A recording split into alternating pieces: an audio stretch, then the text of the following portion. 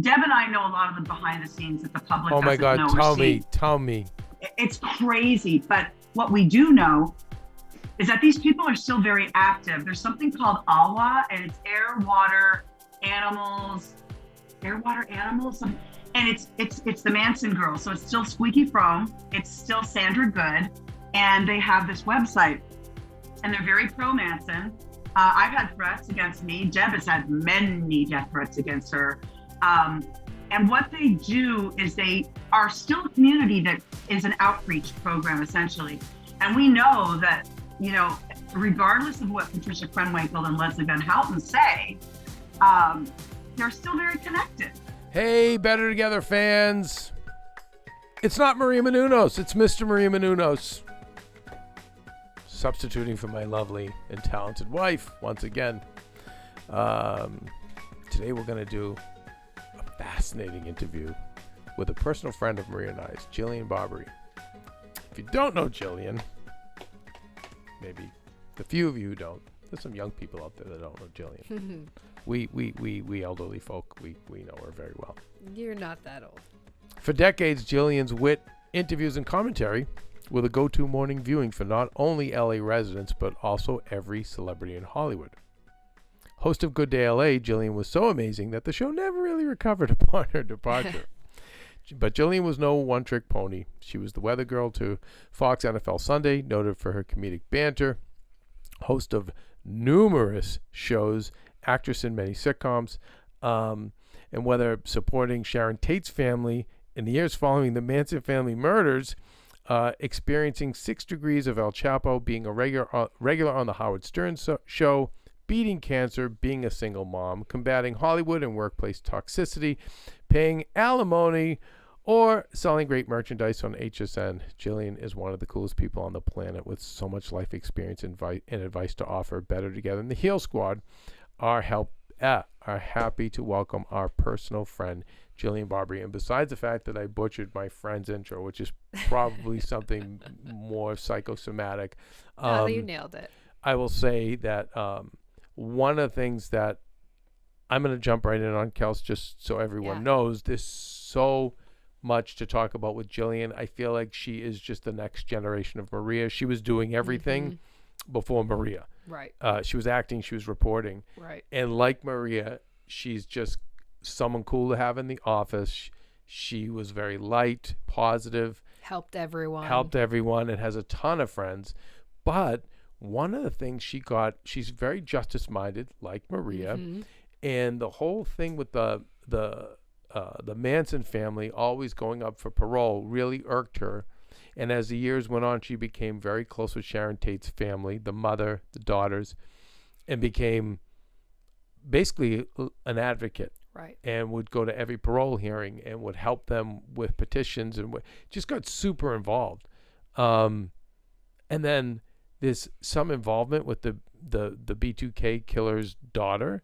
And then there's her involvement with El Chapo and Sean Penn. So for the first episode, even though we could be talking about her cancer, her being a single mom, her having to pay alimony, I mean, all the other amazing things about this lady, and of course her podcast, Ask Jillian.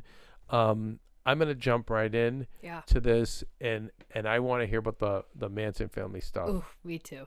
And how much do you know about the Mansons? Not a ton. I only know that the whole Sharon Tate story, and honestly, most of it from Once Upon a Time in Hollywood. Yeah, so we should ask her about that too. How the Tates felt about that movie. Yeah. Okay, you guys.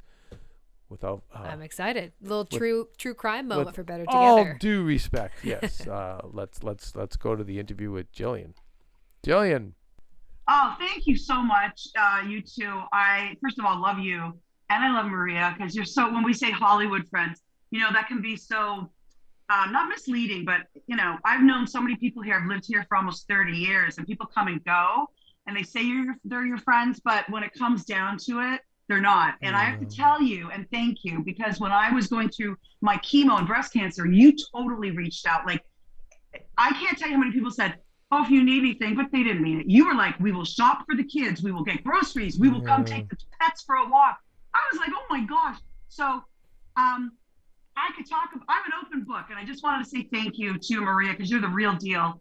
And today I'm excited because I have a podcast, and I think you'll appreciate this because you and I have talked about true crime. We've always talked about sort of I'm very good friends with Deborah Tate, whose sister was killed by the Manson family, and I've been to all of those hearings, well, 6 of them, and I've met all the killers face to face, and I've spoken for the LaBianca family when they couldn't go. I would read, their letters in a statement to the killers, and so I'm very schooled with that side of true crime. But I've also befriended in the past 3 years a woman named Carrie Rawson, and she is Dennis Rader's daughter, who is the BTK killer. He killed over a 40-year span in Kansas, and he killed children and he killed adults all through her life. He killed before she was born, and he continued to kill after, and he taunted the local news, and he really lay dormant for many years until it was the 30th anniversary of the Otero killings. He killed a whole family, little girl 11, little boy 9, and their mom and dad. And he was kind of getting jealous that they were doing this retrospective. So he started to communicate again with the local news and the local Wichita Eagle, and it's what got him caught. So he did spark up again. So he killed from 74 to 91. Carrie essentially lived a lie. And she talks about when the FBI came to her door, she thought they were there to tell her grandmother had been murdered by BTK because she grew up terrified of BTK. He killed a neighbor of hers, lived 6 doors down, Maureen Hedge. She was 57 and Carrie was 6. And she woke up in the middle of a storm and ran to her mom and dad's room and said, I'm scared, police were out that day and the body was carried out. And he assured her she was fine because of course she was. So it's sort of the other side of what it's like to, have a different kind of trauma growing up with a serial killer as your dad. Certainly a different kind of victim. Yeah. So her and I befriended each other about 3 years ago, and she caught a horrible case of COVID, went to the hospital while I was diagnosed with breast cancer. So we always corresponded, and actually I was diagnosed first. We were already friendly. And then we sort of were sick at the same time. I was getting chemo, and then she got COVID. So we've always kept in touch, and she's just an amazing young woman. So wait, and so Jillian, I always say this, like I've always said 6 degrees of Maria. It's like 3 degrees of Jillian. Like, you're involved in everyone, and I mean, it's. I'm speechless because I haven't even done your intro yet, which I'm just going to tape it later. But it's like, but you have had this amazing life where you hosted Good Day LA, and it was a morning show out in Los Angeles that every Los Angeles resident watched, but also every Hollywood celebrity watched that show. And Jillian was the star of the show. And it's so funny how once you weren't on the show anymore, there was no show. There still's not a show. It's just. I watched it recently. It's just not, it was sort of a party that I organized, and then after 20 years, I got kicked out of. Right. You know what? And again, there's just so many layers and so much to talk to you about because you have that whole part of your life, and then it's this befriending the Tate family in support of them against the Mansons. And now I didn't even know about this B2K situation. Yeah. Wait, how did you get to know the daughter of the killer? Well, I had a radio show here in Los Angeles, and Carrie had written a book, and I read it in like a day. And of course, I knew who BTK killer was, Bind, Torture, Kill. So I said, we need her as a guest. Well, as it was, the structure of that show was not really set up for in-depth. So we had her on for one segment, and it was so disappointing to me. So when I started my podcast, we had always talked back and forth, but then we were getting, she was really busy with her kids. I was busy with mine. Then I got sick. And she got sick. So we finally just did it last week. So she's coming up in the next few weeks. So we've been friends for 3 years. Deborah and I are different because this is over at the Tate family. Deborah Tate, you mean? Like, Sharon Tate's sister. Family to me. Yeah, it sounds like it. And you went for all the probation hearings where they every year the Dog and Pony Act, it seems like in LA, or California, where they try to release the killers. It's a joke. And you go with the family. I go with Deborah. Also, Jay Sebring was murdered that night by the Manson family. Yeah. So his nephew, Anthony DeMaria, I know Anthony very well. And then the LaBiancas I've gotten to know. And, Tony used to speak on behalf of his grandfather, but then Tony turned 42, which was the age that Lino LaBianca was when they murdered him. And it became very hard for Tony emotionally. And he asked me, would you go and read the letters? And it's not just every year, it's every 6 months because there's so many of them. Charlie's dead, and so is Susan Adkins, but there's still Leslie Van Houten, Patricia Krenwinkel, Tex Watson, there's still Bobby Beausoleil, there's still Bruce Davis. So we are, prepped and ready. And Leslie Van Houten wasn't there on the night of Sharon's and Jay's and Wojtek Rykowski's and Stephen Parent and Abigail Folger's murder. She was there the next night for the LaBiancas as she helped to murder Rosemary, who was 38. And she keeps getting paroled because I used to think this parole board was like a court, like 12, Supreme Court judges. And no, it's 2 people, usually a male and female from there used to be male. Now there's more women. And they're younger and younger. So they have been born in the 70s, 80s, some of them even later. So they're not really as schooled on it as I am. Right. And, I've been there with Stephen Kay, who was the assistant district attorney at the time. But it's sort of become a joke because the parole board has granted Leslie parole a few times, but we work very hard to keep her where she should be. She slaughtered them. And so what we do is we gather petitions, much like Sharon's mother did. Back in the 60s, Sharon's mother, when Sharon was completely slaughtered at 8 months pregnant, Doris Tate was kind of in a holding pattern for many years. And one day, 10 years later, her friend came over and said, that the Mansons are up for parole. And she said, what? She just assumed they slaughtered all these people, they'd be behind bars for life, but it wasn't the case. So she went, there was no social media then, she went to the good old fashioned Inquirer, and at the back page, there used to be you could write, she had a petition, and she said, if you're afraid of these monsters getting out, they slaughtered my daughter, I don't want them living next to me. She got over 650,000 signatures from across the country and took it up to the governor. And she ended up she's the reason that families are allowed to make statements now in court because of Doris Tate. President George Bush Sr., she was one of his 1,000 points of light. She's an incredible woman who died of brain cancer. The father died. Patty, who was only 11 when Sharon was killed, died of breast cancer. So Deb and I have been friends for 22 years, and we have so many similarities. She's, spent Christmas here. My family, her daughter calls me Auntie Jill. My kids call her Auntie Deb. It's a very close thing that we have. And it started because I was very vocal on Good Day LA. Back in the day, I didn't even know her. We got connected. And she said, you give so much support. But we go up to the governor's office with our own signatures. Now we get, 150,000, 200,000 electronically, but they all have to be printed out. And we go up there and we put them on his desk. So we've been up twice. Just recently, Governor Gavin Newsom did overturn Leslie's parole. And also before that, Jerry Brown reversed it. So we've been lucky, but every 6 months they come up and you just never know. So do you think Leslie Van Houten will eventually get out? I don't think the governor will want that on their record. I don't think they want to be the first one to let the Mansons out, any of them, because it's such a notorious case. Yeah. It kills me because Carrie's father murdered 10 people from 9 years old to 73. Okay. The Mansons killed, probably more than 14, but have been convicted for 7. And they're up all the time for parole because they were supposed to get the death. Yeah, they were supposed to get the death penalty, but it was overturned. In 71. And I think with them, they crippled the country in terms of I remember being a little kid and my father had to promise me he would protect me from them. Don't worry, and they had so much fun doing it. And granted, they were all drugged out of their minds and who knows, but I don't know. I think that I could see where a younger person could just look at the facts and say, well, this person got out after 15 years for murder or 20.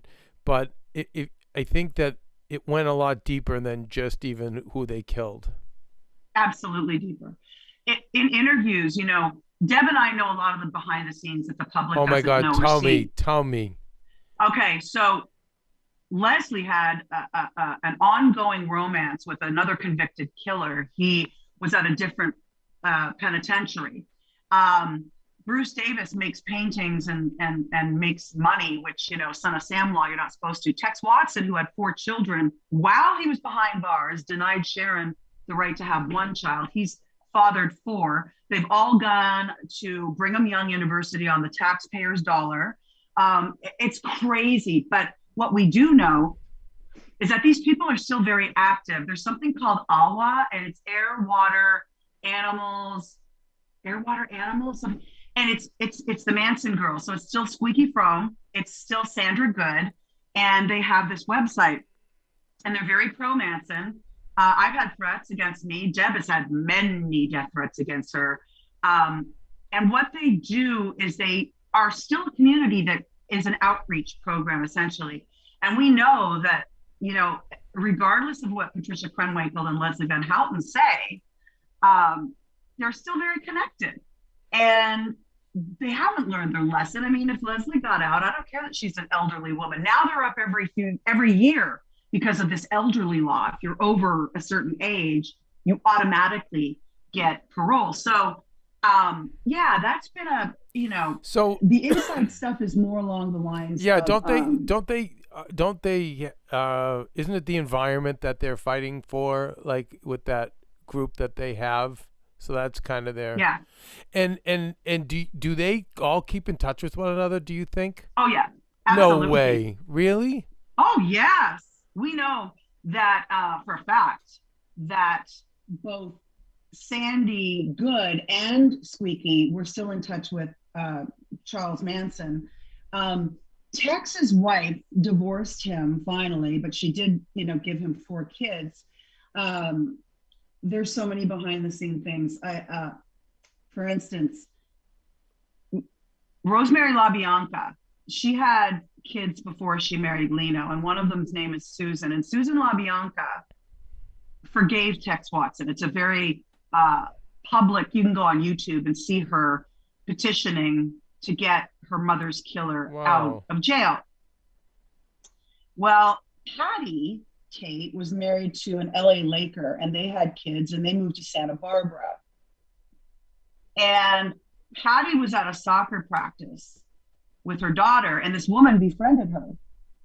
She knew exactly who Patty was, but Patty didn't know who this was.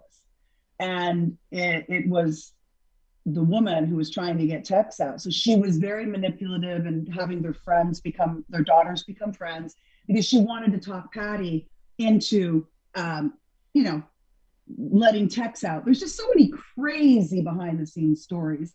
But recently, we did an auction at Julian's that does, they did Audrey Hepburn, Cher, Marilyn Monroe. They sold her dress for like $4 million. So I know the owner, and I said to Deb, Darren Julian's the owner. Yeah. Yes, I know Darren as well. Great guy. Yes. And so I said, if he's interested, we could put a retrospective, because Deborah had all of Sharon's things. They ended up here in this room for 6 months, which I did not like. Because I did not, the responsibility, I wouldn't even let my kids in here. I locked the door constantly. It just scared me. I had her wedding dress, her Fendi sunglasses, her makeup, her mink coat, her shoes, her scarves. I had all of her wedding gifts. Wow. Her eyelashes. I had her hairbrush with her hair in it. So with Sharon Tate. So I felt such a massive responsibility on me to honor her. But we had to go through every single piece and document it. And that included her baby clothes. That included, some things that were blood splattered, doilies, things that, they kept. And so, I told Deb, she struggled with it. And I said, Deb, Sharon would want you to be financially okay. Yes. Like, you've done everything. Your life has gone to keep her murderers behind bars. So I think, so of course, Julian's, they were very interested. And she ended up making $500,000, and we didn't even sell everything. So, there's a lot of the dark stuff that Julian's didn't. Deb and I call it the dark stuff, and it's the baby clothes and the, and it's in a locked warehouse, temperature controlled. I thought her mink coat would go, but it didn't. It says Sharon Tate embroidered inside of it. If I had the money, I told Deb I would buy it. Deborah did give me some clothes of Sharon's back 15 years ago, and I was doing a sitcom on NBC. And I wanted to wear, and the costume department was there. And so she gave me a pair of earrings, and she gave me 2 kind of hippie peasant tops. And one was this lace, really cute, Victorian cream colored camisole. Oh, the other thing was at the auction, they want to see pictures of Sharon in her dresses. So we had her Golden Globes dress, we had her Christian Dior dress she wore to the Oscars. So we had pictures of her in her hippie beads and her jeans. And I mean, we just had everything. It was such an honor to go through and catalog everything. Yeah. They did such a marvelous job. Did Deborah? But anyway, I want to ask you, did Deborah see Once Upon a Time in Hollywood? Oh, we went to the premiere together. Yeah. Did she enjoy it? Well, she worked with Quentin because even though Margot Robbie had a smaller role, Deb met with Margot, and Margot wanted the essence of Sharon. So Deb went to the set. She gave her a similar pair of earrings that I have that were Sharon's. And she talked to her for half the day about who Sharon was as a person, how lovely she was. And so we went, and I went with Deb, and then Ariana, her daughter. I said, get your ass here to the premiere. So Ariana came. It's funny, she's 36 now, and I met her when she was 16. It's crazy. But anyway, so we go, and we're all sitting there, and Deb does not suffer fools. She is very open. And there were a couple parts where she's like, and I grabbed her hand, and I'm like, no, because Quentin is behind us, Leo, Brad Pitt, Margot Robbie, they're all behind us. And I was like, don't say it. We both thought that the blowtorch of the Susan Adkins character was a little crazy, but I'll tell you the part that was very heavy. When Quentin got the rights to Matt Helm's 13 Chairs, the movie that Sharon was in, their last movie, I grabbed Deb's hand because Sharon was on the screen. Yeah. And I said, they used the real Sharon. And I said, oh my God, there she is. I said, there she is for all of Hollywood to see. Quentin, Brad Pitt, that's Sharon. Here she is. And we both started crying. And then at the end, Deb already knew the ending, but she signed an NDA with Quentin Tarantino, obviously. So we got ready here at my house, did our makeup, hair, blah, blah, blah. We get a car. And she says to me on the way to the premiere, because she was hesitant. She said, I don't know if I want to relive this. And in the very beginning, when Quentin approached her, he actually didn't approach her. She went on TMZ. And I was like, damn. And Quentin got a hold of her because she was like, I don't want any movie. She's very outspoken. This is one of the strongest women I've ever met. Even when she got breast cancer, and I found, I took her to the best place in Beverly Hills. Little did I know I'd be going there a year later myself. So, oh my gosh, I just noticed the puppy. Oh my God. Winnie. Yeah, Winnie. Every now and again she acts up and I have to pat her and then she goes back down. Winnie acts like my Rosie, but Rosie's not in here. So Deb's a really tough chick. And so at the very end, I'll go back to Quentin. So she speaks with Quentin. They meet, in Santa Barbara. They have a 3-hour meeting about what this is. And the first thing I said to her was, she's been courted by many people. And I call them B, C level bullshit. And when she comes to me, I'm like, absolutely not. Certain actors who want to play Sharon and their husband's a producing partner. I'm like, no. For years this has gone on. I'm like, no, this has got to be big. This is huge. It's a part of Americana. Yes. History. And by the way, how many, if you count the number of Manson productions, there's dozens and dozens of movies and miniseries, and it's endless, and it'll continue to go. You're 100%. That was Deb's number one. She's like, I feel like my voice needs to be out there because of all those series. Yes. She was pissed off at that NBC Aquarius. She's like, damn it.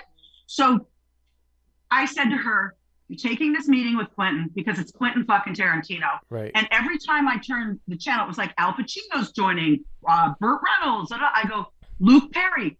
Every star kept, Brad Pitt, Leo. I said, no. You are going to be part of this and you will be a contributor. There's no way you're not going to be. And you'll be a paid contributor, period. So I got the lawyer. She goes and meets with Quentin. And I said to her, you know what? I said to her, she came back because he wouldn't tell her what it was really about. Okay. He was obviously he's protective. This was like 4 years ago. So I said, watch Inglourious Bastards because he has a way of rewriting history. And I have a weird feeling he's going to rewrite history. And, she wasn't really familiar with him. And I just said, he rewrote so that Brad Pitt, these Jews go out and kill all these fucking Nazis. I said, it's brilliant. And so on the way to the premiere, she turns to me in the car and she goes, do you want to know how it ends? I go, I already know. I know that Sharon doesn't die. She started laughing. So at the very end of the premiere, when the lights came up, she turned to me and we both said, if only. And, I just talked to her yesterday. She's just an amazing woman. But fast forward, I found her the best doctor. She got her breast cancer taken care of. They did a lumpectomy and radiation. Little did I know I would be in the same position 2 years later. So I called up and I said, hey guys, remember me? I came up with Deborah. They're like, of course. And I said, well, it's my turn. And I said, I want to do a double mastectomy. And they said, well, we need your labs first. And I'm like, oh no, it's breast cancer. They said it on the mammogram. They gave me a sonogram. And I want to book a double mastectomy today. And let's go. And they're like, oh, that's really odd, but okay. And so they booked it for like 2 weeks away. I was able to get my mastectomy. So I got diagnosed October 25th, which is Breast Cancer Awareness Month. And then I had my boobs taken off on November 9th. And I healed over the holidays. And then I started my first chemo in January and I finished in August. But what they don't really tell you, your hair falls out after the first fucking chemo. But they kind of forget to tell you that everybody hair falls out. So you have no lashes, you have no brows. And then the steroids make you so huge. You're like, holy shit. Like, there were times when I was like, why is Uncle Fester in my house? What's happening? So anyway, it just, and in between all that, don't ask me how I get caught up in true crime and how I end up in the middle of it. But one of my best friends is a Mexican actress that El Chapo was fascinated with. And then I got embroiled with Sean Penn and her. And then, they found El Chapo. And then Tate was, the FBI, everybody, I had to get her a lawyer. Right. So then, I know. So there was a whole documentary on this and I'm watching it. And in pops Jillian, right? And so it's a Netflix doc. It's amazing. And then pops Jillian and I'm like, what is Jillian doing in the middle of this? But Jillian, I always say, like, you are America's cool aunt. You're like the one who comes in, who's fun to be when we need fun, but then when you need to kick ass, you kick ass where, like, the mom is more scared. You're bold. And there's, again, okay, can I just say as a dude that I love the ending of that movie? So maybe it's a guy thing. I love seeing the flame torch come out. I love the fantasy of that happening, but justice. Yeah, right. I mean, I hate to say that, but Jillian, before I switch to topics, but any of those Manson people say anything to you? Do they give you? Do they look at you in the court with what do they keep that front with a big smile during the whole parole thing? I always am curious about that. Interesting question. So you go into a room, and we went to Mule Creek. That's where Tex is. So we flew up to Sacramento and we drove to. It was fantastic. This little town. We had dinner and had these horse back. It's an old gold mining town. And so they had these cement things along the road. I'm like, what is that? They're like, oh, that's where the horses used to get tied up and drink water. I'm like, what? But anyway, so we go. And I remember my first hearing that I ever went with. It was out in Chino. It was for Patricia Krenwinkel. And I didn't know. I was on Good Day LA then. And Harvey Levin was just starting. It was before TMZ. But Harvey was asking me, he's like, are you there for media? And I'm like, no, because each family member can bring one person. So they say, when they go around the room, you say, who are you, state?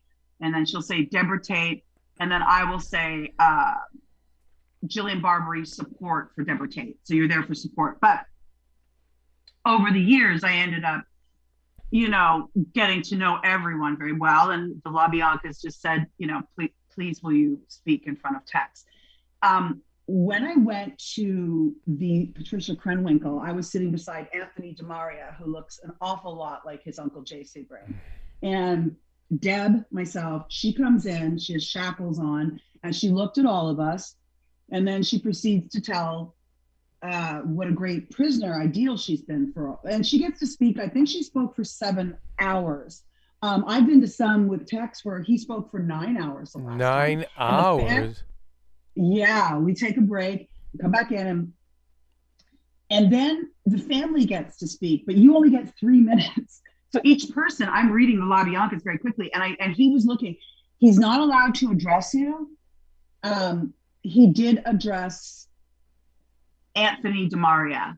Anthony is Jay's nephew, and he looked at Anthony and he said, "I want to tell you, your uncle tried to protect Sharon." And immediately the parole board said, "You are not to talk to the family. You do not look, you do not speak."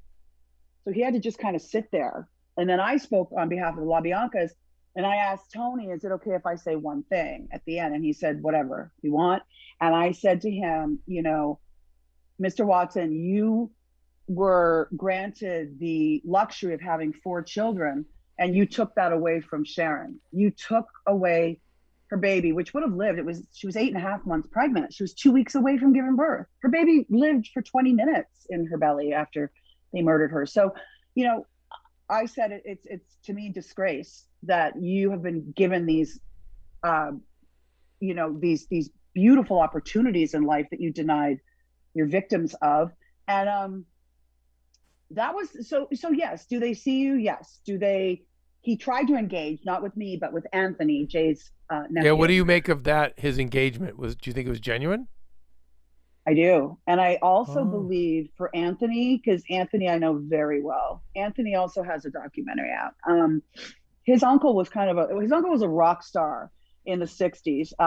He cut Steve McQueen's hair, Jay Sebring's hair. He cut everybody, every cool guy in Hollywood. And he kind of made hairstyling sexy and approachable for men. He had this great place on Fairfax called Sebring International. It was just a sexy place to go, and guys would go, girls would go. Sharon hung out there all the time. And they partied. They loved to have fun, go out at night, dance.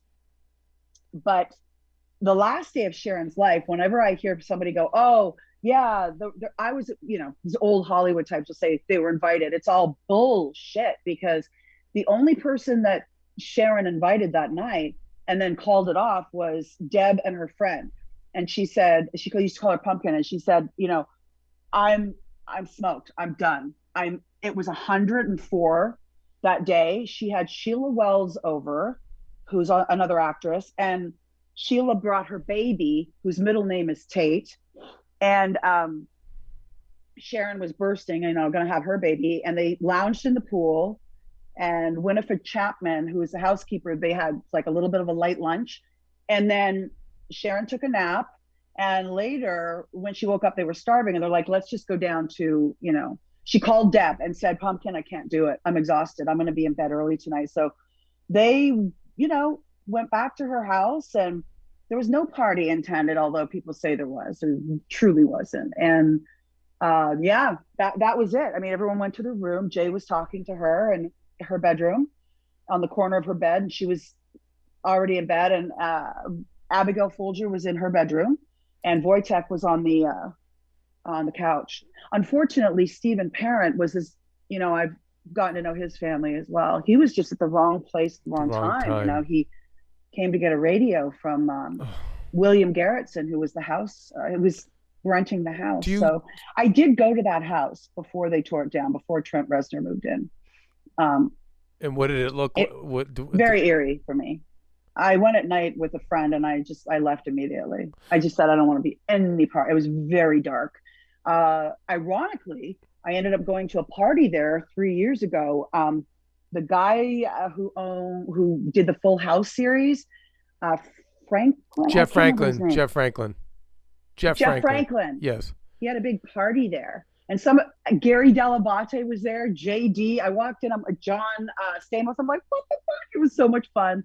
Tom Jones was singing in the living room, which was exactly the old living room. So, of course, my mind, I'm thinking all those things, you know. Not the knockdown house? The new house? I went to Jeff Franklin's mansion, but I also went to the original house when I first moved here. Right. I went to Sharon's house, and, you know, I left immediately. It was before Trent Reznor moved in with 9 Inch Nails. There was no one living in it. And it really scared the shit out of me. Because I grew up reading Helter Skelter. And knowing it. But you're sensitive enough probably to feel the darkness there. And very much. The lawn itself, where you first pull in, that's where Wojtek was. He ran out the front door, and Abigail was just up the side on the lawn. You know, they had stabbed her so many times, her white nightgown was completely red. And so that's what I started thinking about. I just thought about Wojtek and Abigail, and I was like, I'm out of here. I just do not want this negativity. No, I get it. And Trent Reznor, I think, from what I read, is he actually regrets kind of making it a monument. He kept the front door. Like, why wouldn't you? Because that is a piece of history. But it said pig on it with Sharon's blood. Yeah, with Sharon's blood. But I've read that he regrets now that he kind of... Really? Yeah. I think, you know, when you're young, it's like, oh, yeah. You know, I think he looks back now. Yeah, I think I had read that where he's... And that's why, obviously, they knocked it down. And that's interesting. Put something new up. Well, you know, I forgot to tell you this little part of history, which is a little dark, but I was doing an NBC sitcom. The guys who created Will and Grace, Max Munchnick and David Cohan, they were casting for... a sitcom that came on after Will and Grace and Friends. It was called Good Morning Miami, and it was Mark Fairstein and some other actors and Tiffany Thiessen. So they auditioned a bunch of Jillian. They're like, you got to be like Jillian Barberie on the morning show. So they auditioned like 17 to 20 girls, and then they're like, fuck it, let's just call Jillian, see if she's interested. I'm like, hello, yes I am. So I get close to the wardrobe department. It's this fabulous gay guy, this fabulous girl. And I'm thinking, Deb, this was like 15 years ago. Deb had just given me Sharon's tops. And one of them, I should have just kept it, but I was doing a photo shoot for Maxim. And I said I wanted, as an ode to Sharon, to do like a full Sharon Tate makeup, hair, and wear her actual Victorian lace. Okay. So I said to the costume department, do you guys, I didn't tell them who or what. I said, I have a really important family piece. Is it possible that you guys could restore it? Because stitching was coming out, and they're like, absolutely. So they said, my God, it's so delicate. We need blah, blah, blah chemicals to So they said they left it overnight in this very mild solution, and they got there the next morning. And when I came, it was after Good Day LA. So I got there at about 11. One of the wardrobers called me in, and they said, you know, what is this top? And I said, what do you mean? And she said, I want to show you something. And it was in a vat, and there was a layer of like gray soot on top. And she said, this is just weird. Was it in a fire? Like, was there a fire at this home? And I said, no. I said, but it does come from some dark history. And I ended up telling her, and she goes, you're not going to believe this. When we were washing, they stayed late that night to get all the wardrobe set up for the next day to shoot, which was a Thursday in front of a live audience. They decided to put it in that night. She said they left the lot, and there's always things going on at the lot, all times a day, right? Because it was on the CBS Radford lot. She said, we were both in this room where they fix, mend, clean the clothes. And she said they had such an eerie feeling, her and Craig. They said we didn't know what it was, and we were just really creeped out. And they've lived on that lot at NBC for years. So I told her what it was, and she said, oh my God, that makes so much sense. But I never ended up wearing it for the shoot, because although I was 5'4" and size 0, Sharon was smaller. And I had boobs, and she was kind of tiny, like very narrow rib cage. It was too small. I'm like, my gosh. And I was little. I was probably 100 pounds. So that's just a side story I thought always was interesting. And I've never really shared that with anyone. That is, but I believe in all that stuff, the dark energy and how that's attached to these things. And, you know, drugs are such a gateway to the dark forces to come in, and they were all on drugs. That's what it seems like to me. Just because, like, with Tex Watson, just seemed like a big dumb animal. To be honest, like, he could have 100%. you could have made him into a preacher, which he is now apparently, or a killer. Like, he would have just gone wherever. But Charlie he seemed like he obviously was the mastermind. Did you get to sit across from him at all and face him? No, in fact, he would, whenever he found out Deb was there. So in the very beginning, it was always Doris. Listen, I know what you're going to say. So, Kelsey, I want you to listen very carefully about how narcissists play. This is a great, I already know where this is going. Go ahead. He would face Doris, the mother. He faced Patty Tate. Patty used to go, and then Patty died of breast cancer. And Deb's been doing it for the last 25 plus years. Well, God, 30, because I've been with her for 22. Anyway, when Charles Manson found out, because they tell you, they get like a rundown of what family members are going to be there. That's just the way it is. Like, they don't just walk into the room, the killers. They are told beforehand by their counsel, or from the prison. And so when he finds out Deb's going to be there, he calls her the old bitch. And he's like, that old bitch is here. And he would turn around and leave. Like, he did not want to face Deb, because Doris was very well-spoken. But let me tell you, I would go crazy if that was my daughter and I knew what her last, moments were. Right. Doris was always controlled. Patty was very soft-spoken. Deb is so nice, but she's cutting. Like, I get emotional. Deb is very much about the law. She could tell you the ins and outs, victims' rights, but more importantly, criminals, killers' rights. She knows everything and everyone. And so, there's a little pride in the fact that he's afraid to face Deb. And he did it like every time he'd get pissed off and angry and go, that old bitch, and then he would turn around and leave. Yeah. Well, they always dodge. They know how to dodge the big blow. And he knew they like the power of seeing people cry and be weak. But when someone like that is going to manhandle them and throw them the classic is that's why they're masters of that. Yeah, he would never take it on the chin. Absolutely right about that, being the narcissist or sociopaths. But, I will say Deb is so controlled and so, when I first faced him, I was like, it's kind of an out of body experience, because I grew up when I was 11, I read Helter Skelter. So it's an out of body experience. And then you're there for a job. You're there to be the voice of the victim. And so much has come out before Susan Adkins died. She's the one who held Sharon. She stabbed Sharon, and she also held her while Tex stabbed her. And in her testimony and subsequently interviews thereafter, and she got married behind bars. Yes, I know. She told everyone that Sharon was the last to die. They wanted her to have fear. It's exactly what you said. They love seeing people cry. And so Sharon's last words were mother. She was screaming for her mother. And Susan said that. And I'm thinking, for Doris Tate, that had to be the worst Can't even imagine. thing on the face of the earth to hear, that the last words your daughter says are you. And she tried everything. Sharon did. She was alive for 45 minutes. And I love, Deb always said, she goes, this woman's life was so charmed. She would walk down the street and people would get in a car accident. She was so sexy, so beautiful, and so kind. But she had 26 kittens she rescued on the property. She took every dog she could. Roman was always like, oh my God, he'd come home from making a film. It was a zoo, She was always there for her friends. So Deb likes to say the first 26 years of her life were beyond blessed. She won every beauty pageant. She just walked in and people wanted her in movies, but she just wanted to be a wife and a mother.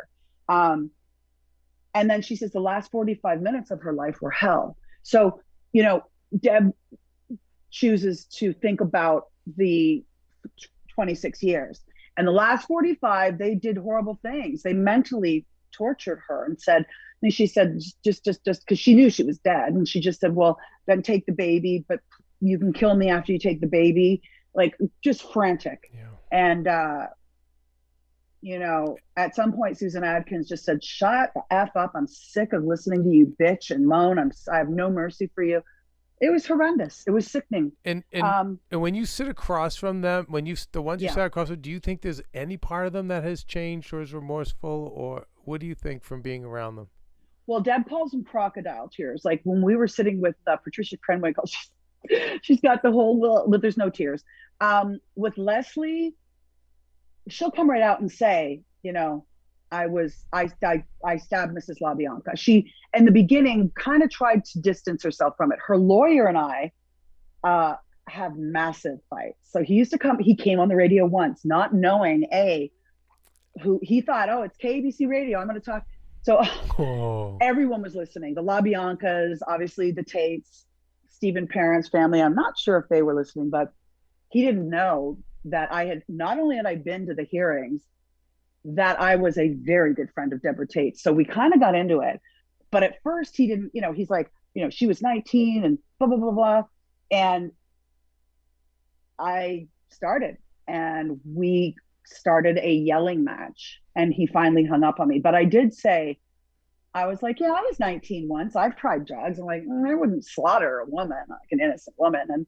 And I go, there's right from wrong. He said, well, but, you know, she's done her time. And I go, but what does that mean? I go, when is Rosemary going to crawl out of her grave? Like, why, you know, so Rosemary and Leno's life is worth just a few years in prison. Like, then shouldn't we all be out killing? Because we're going to get out eventually. Like, why not try it? And you know, he started to get very angry, and it became a huge fight. And I think it's on, you know, out there, but I was lit up. And I said, you sound like you're in love with her, because I think he might have a personal, I could be wrong. I don't know. It's just my speculation. Please don't come at me if he doesn't. His name is Richard Pfeiffer. And Deb and I really go. Yeah, no. And that happens a lot too, where you see some of these, the perps, guy or girl, fall in love with the lawyers and vice versa. Because then you go, wait, there's a little bit more passion here than, right, that beyond professionalism. No, I feel like I've seen that before too. Well, you have. I mean, there's a killer. When I was living in Canada, I grew up just outside of Toronto, where I was born in Toronto, and then I was in foster care. I was in like 5 families, and finally a family adopted me from Burlington, which is a smaller community and really beautiful. But anyway, when I was a teenager, before I moved to Montreal for my first television job, there was somebody called the Scarborough Rapist, and he would get women getting off a bus, and we all knew about him as teens, and we were like, holy shit. Fast forward, when I'm living in now Miami, there's a series of murders in my hometown, Burlington. They killed a girl named Leslie Mahaffey. They kept her in a cage. They chopped her hair off, pulled her nails out. They tortured her. It was like a real life Silence of the Lambs. Yeah. And then they abducted a girl named Kristen French from St. Catharines. And when they killed her, they dumped her body near Leslie Mahaffey's grave in Burlington, where I'm from. So I was fascinated with the case. It turns out it was a husband and wife, Carla Homolka and Paul Bernardo. And Paul Bernardo ended up being the Scarborough Rapist. Well, when I was on the radio, he was trying to get this book out, and nobody knew who he was in the States. And I'm like, wait a second. And his ebook and his lawyer, they were doing a press tour. And I go, oh, yes, we've got to have him on, because they were thinking everybody in the States, blah, blah, blah. Nobody really, I'm like, oh, fuck it, have him on. This is going to be great. I'm going to fucking annihilate them. And so they found out who I was. And I did this whole petition saying this man should not profit from the deaths. Like the Mahaffeys are devastated. I think they got divorced because they had locked their 15-year-old daughter out to teach her a lesson because she was coming home late. Well, guess what? She's standing outside the house. She can't get in. And who's rolls up in a car? Paul Bernardo. And he's like, hey, you want a cigarette? Throws her in the car, drives her 45 minutes away, and takes her into the House of Horrors. They actually bulldozed the house. But it got to where I knew so much about the case. I did this petition, and they canceled his ebook. And I was like, boom. I was so excited that, you know, like, I'm sure he hates me, and I love that. I would hate for a serial killer to love me. So I don't really care. He's rotting in prison. His accomplice, his wife, has been out of prison for 20 years. She ended up marrying her lawyer's brother, and they have 3 children. Yeah. And she's back living amongst the public with her children in school, and she goes and she chaperones. And when the public found out that she is Carla Hermolka, because she goes by Leanne Teal, she's the one who helped him. And the reason we know this, I know this is becoming a true crime podcast, but when they arrested them, they were bulldozing the house, and one of the guys, a construction worker, he had the bathroom light on and he saw a shadow, and he went up, and they used to have in the 60s and 70s these frost glass, right? And you could put something on top of it and the bulb would hang, but the frost glass would kind of scoop down above or below the bulb. There were videotapes, and these videotapes showed her when he would go to work, she was just as bad, torturing these girls. They ended up chopping them up, putting them in some cement blocks, some of them. Anyway, they found out she was just as bad, if not worse than him, but because they'd already given her they called it the sweetheart deal, where they said, if you testify against your husband, you'll only do 12 years. And they kept their word. I would have said, sorry, we found out new evidence, so go to trial again, but anyway. And she's living up in Canada. She lives a normal life up in Canada. Montreal, yeah. But, I if I lived up there, I would stalk her, I swear to God. I just feel like these people, they take people's lives, they ruin the families, they ruin them forever, because it's all you can think about is how your loved one went. I can't even imagine. Tortured mentally and then physically. And then they get out. It's like, what? So your life is worth more than theirs? I don't understand it. I just don't get it. Yeah, I don't get it either. And I think, there's so much to be said about it. I think it's just something, Jillian, that you keep, I think because you're so passionate, it's like one of your purposes maybe here is to help people with justice. I mean, so the I'd like to move on for a minute to the El Chapo. So, I mean, no, it's fascinating. So, and I wish, Kelsey's probably not familiar with the story, but El Chapo's huge drug lord, one of the biggest, and he falls in love with your friend, right? Is that what happens? And that's ultimately what sinks him, kind of, right? So, 100%. Tell us the story. Yes. My friend was a Mexican star when she was 15. Her name's Tate Del Castillo, and her and I met on Good Day LA once. She was a guest, and she was promoting a huge show she had called La Reina del Sur. Her and I ended up in that Toyota Celebrity Pro race. So you spend weeks together, and her and I just hit it off. We were roughly the same age. We, we just got along great, and started becoming a big part of each other's lives. And I got to know her family and her mother and father. Her father's a huge star in Mexico. And you were mentioning El Chapo. Yes, he had a major, not just a crush, but he was quite taken with her. And she's not stupid. She knows she's not going to be an actress forever. She had set up a production company. All the time that we're friends, she says nothing to me or her other friends who are journalists at Univision and Telemundo. Says nothing to us. And it was New Year's Eve, and I go spend every New Year's at her house, and it's always like the biggest of Latin stars, whether they're singers or actors, entertainers, Oscar De La Hoya, boxers. It's just like a huge, and I always say only speak Spanish. I'm always the only girl that because I always want to learn from them, And all of a sudden Sean Penn walks in, and I was like, oh, that's weird. I wonder why he's here. And I said, oh, fuck, of course. He's got it for Kate, because every guy who meets her falls in love with her. She rides motorcycles. She's sexy. She is independent. She's badass. And I really didn't think much of it. So, 4 days later, maybe. It was early January. She had sent a mutual friend of ours a picture. No, she had already met him by then. It was October. She flew down there. She sent a picture of the tail, the wing of the tail, with the number to a friend of ours. And she said, if anything happens to me, and then I didn't know about all this till later. Sean Penn, for lack of a better term, he lied to her. He said he was going there for other purposes. Like he said he was going to go down there for her production company. He's a big Hollywood star. She thought, yeah, I'll bring him. It'll give me some validation. And El Chapo didn't know who Sean Penn was.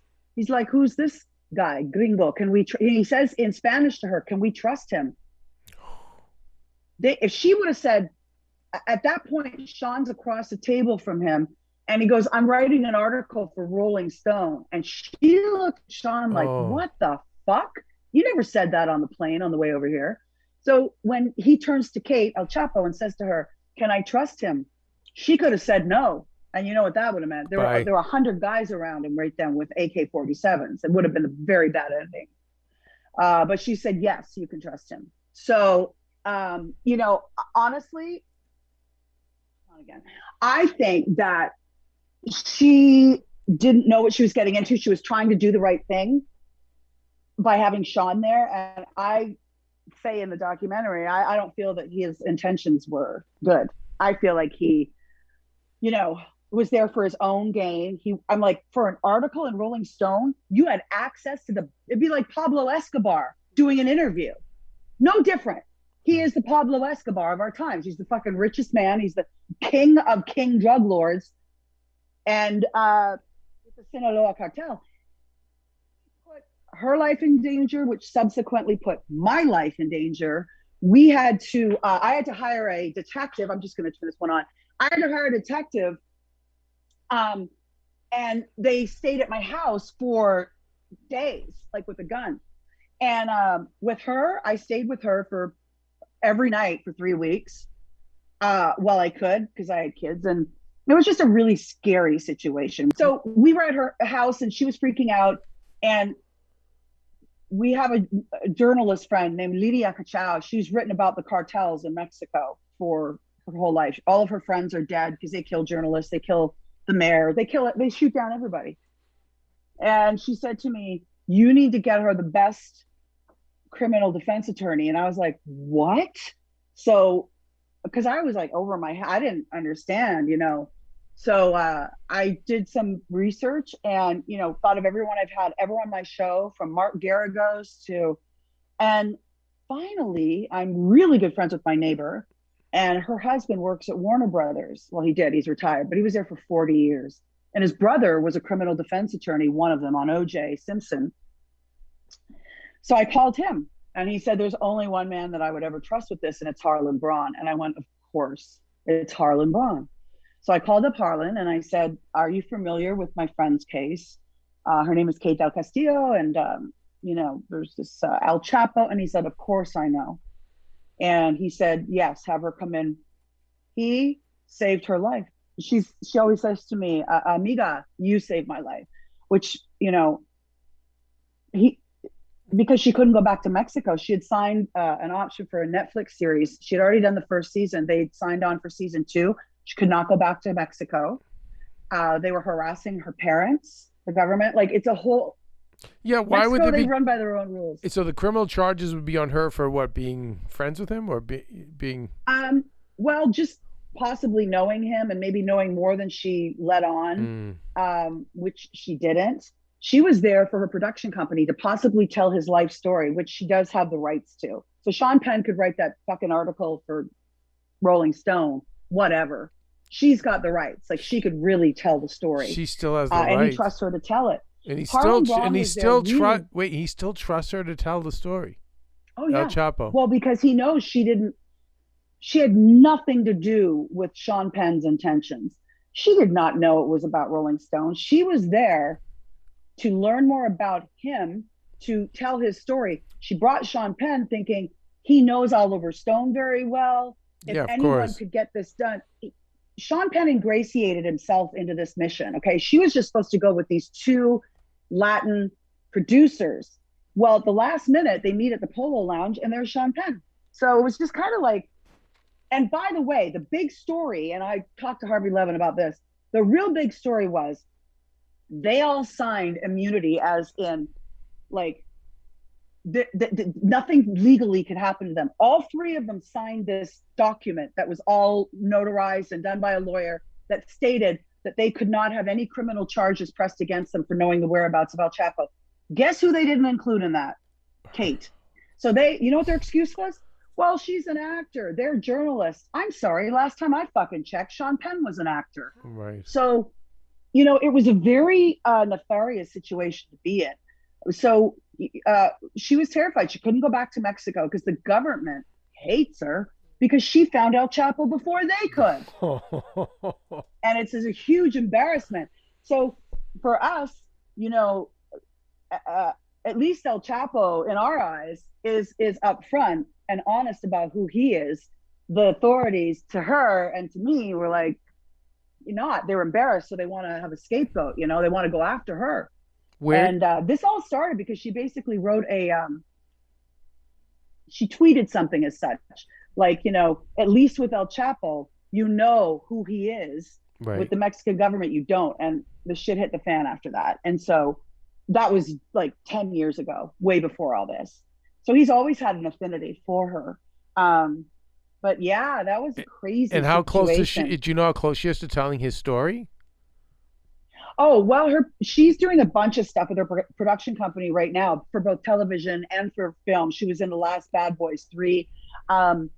She is very busy. I don't know where she is at on that particular subject, but it's hers. And he granted her the right to tell the story. So that's not going anywhere.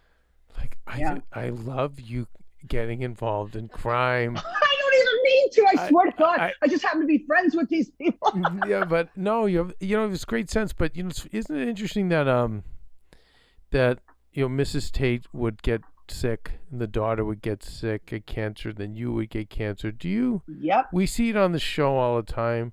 Do you see a correlation, Jillian, between the emotional traumas that we suffer and eventually the physical illnesses? Oh, 100%. Let's not forget, in the movie Valley of the Dolls, Sharon Tate dies of breast cancer. So we have thought about this. Deb and I talk about it all the time. She's really deep about that stuff. 100%. If you're an empath and you are a person like me where you want the best for everybody and you trust everybody, so you hold in a lot of stuff, okay? And like with my ex, I wanted him to be happy and be the best actor, introducing him to my agents, like always putting that person before yourself, whether it's a boyfriend, whether it's your kid, whatever the case. And Deb has lived her life, for Sharon's memory. That's why I said, yes, sell Sharon's stuff, because she would want you to have it. Yeah. Deb has nothing. She worked for the post office, and a bomb, remember the mail bombs were constantly going around? A bomb exploded in her face. Oh. And she has no hearing in her right ear. Please. So we are always like, the big joke we have is like, no good deed goes unpunished. Like, we always try to do something good and something horrible happens. Oh, Jillian. But wow. Yeah. Wow. Okay. It is true crime, Jillian. True crime, Jillian. Yeah. It's all crazy. My mouth the whole time, you were paying attention to her, but I was over here like. I mean, she's in the thick of it, and she's looked across the table from murderers, many of them. And still stands on her own 2 feet and stands and speaks her mind and says what's right. And can I tell you, what the difference is between Jillian and the new celebrities in Hollywood? Tell me. The fact that we didn't even know about this. Now, think of the other ones in Hollywood that go to Capitol Hill, or you see them in hearings. They're there with tweeting it. They're the putting serious on their glasses on, and they're taking notes, and they get. By the way, like, I don't knock anybody that listen. If they can be involved in a cause and they can really help, great. But what I like about Jillian over what I see a lot of other people in Hollywood is that Jillian was all about helping those people, and not at all about promoting herself. Yes. I mean, like, nothing. Yes. I mean, God, if I were her partner, I'd be like, no, publicist, let's go. Yeah. This needs to get out there. You're doing all this great stuff. By the way, Maria, same thing. I mean, same thing. Nothing. Maria's always like, no, that'll ruin it. Don't say anything about it. But no, it comes from a great place. I know. You're so right. I didn't even think about that. Yeah, no. I mean, like, these are like, this is part of Americana, the Manson, and it never ends. There's always, like, every few years, it's another production. That's how fascinated people are. I want to go watch the end of that movie again now, because I forget. Like, I forgot that they kept her alive. Oh yeah. Well, again, if you lived it at that time, Yeah. where we were all like as a nation terrified that he That's was like the horrible. boogeyman, and he Yeah. was gonna come kill you in the middle of the night, Yeah. and he loved it. He So who's and still so did alive his little from that posse. family? A lot of them. That's so crazy. Tex Watson and she's Krenwinkel and Susan Atkins died in there. She had a brain tumor. She died, but but there's quite a few of them, and you can look online, and there's a few that have gotten out that like changed names or whatever. But Crazy. yeah, just a crazy time in our country, and but again, the fact that she was right there, and I could talk, and I'm sure there's stuff that we didn't even. Oh yeah. Because we didn't have time. I forgot how much I like true crime though. That makes me wanna. I'm gonna go listen to her podcast and some other ones. I worked on a Elizabeth Smart piece that they had that when I was at my old job, and it was crazy. All the different stories of the different girls, and it's just so messed up. Like all of it. I think it's kind of messed up that crime is one of the things that it's like the go-to now. It works I know. in TV and media. I So, know. but at the same time, what I know about the true crime podcast, I've heard friends of mine who are girls say they've learned a lot about prevention, Oh God, yeah. which is great. And just awareness in general. Yeah. Like that's how I felt after working By on the way, this. I was what like, about holy shit. what about the Mexican actors who like Sean Penn's Sean like, Penn? can I tag along? Sean Penn? Yeah, great. And then he sits there, he's like, yeah, I'm here doing an interview for Rolling Stone. Like, he could have gotten them all killed. Yeah. I had never heard that ever. And Jillian, if you see the documentary about it, Jillian was Yeah, I'm gonna watch that. the one that helped, that really did save the girl, because she was, Sean Penn's people were advising her, we'll help you, but it was really to serve their interests. And that's when Jillian came in and goes, no. You're getting your own attorney, your own publicist. No. See, that's the other thing with Jillian too, is like most people in Hollywood are like, oh, I'll totally help you. No, it's all for them. She means it. She means it. She's a real one, And like that's why you guys Maria, are. And that's why Maria was like, no, Yeah. Jillian's our people. You must help her. And I'm like, I was going to anyway. But but I was like, okay, But boss. thank you for the green light. I got it. So anyway, I Yeah. look forward to her podcast evolving. And I actually think that I said this to her on the phone, I have to talk to her producer, but I feel like there's an Ask Jillian, which is going to be more generic. And I think there's a crime Yeah, I series think so too. that's separate, Well, and I'm excited to get into her story and her life, because that's also a whole nother thing. Like, Right. she's been through it. She's been through it, and she just keeps going. Yeah. Just keeps going. Anyway, you guys, until then, what, Kelsey?